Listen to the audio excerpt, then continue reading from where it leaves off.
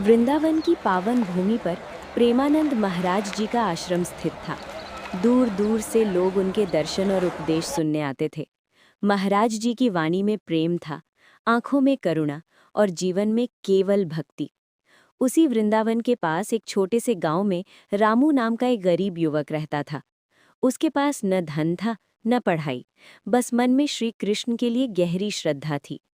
वो रोज मजदूरी करता और शाम को थक कर भी प्रेमानंद महाराज जी के सत्संग में पहुंच जाता। एक दिन रामू बहुत दुखी था। उसकी माँ बीमार थी, घर में पैसे नहीं थे।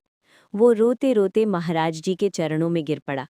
रामू बोला, महाराज जी, मैं भगवान पर पूरा भरोसा करता हूँ, लेकिन आज मन बहुत टूट गया है।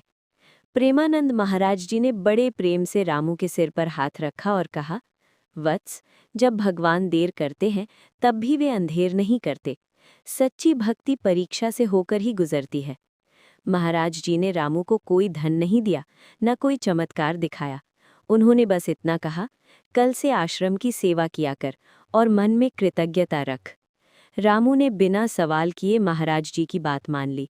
वो रोज आश्रम में झाड़ू लगाता, बर्तन धोता और मन ही मन श्री कृष्ण का नाम जपता। कुछ ही दिनों में आश्रम में आए एक सेठ की नज़र रामू पर पड़ी। उसकी मेहनत और विनम्रता से प्रभावित होकर सेठ ने उसे अपने यहाँ काम दे दिया। धीरे धीरे रामू की आर्थिक स्थिति सुधरने लगी। उसकी माँ भी ठीक हो गई। एक दिन रामू फिर महाराज जी के पास आया। इस बार आंखों में आंसू थे, लेकिन खुशी के।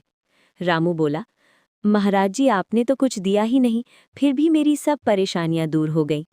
प्रेमानंद महाराज जी मुस्कुराए और बोले, मैंने कुछ नहीं किया वत्स। जब भक्त का भरोसा भगवान पर होता है तब भगवान ही सब संभाल लेते हैं। उस दिन रामू समझ गया कि सच्ची भक्ति मांगने में नहीं, समर्पण में होती है।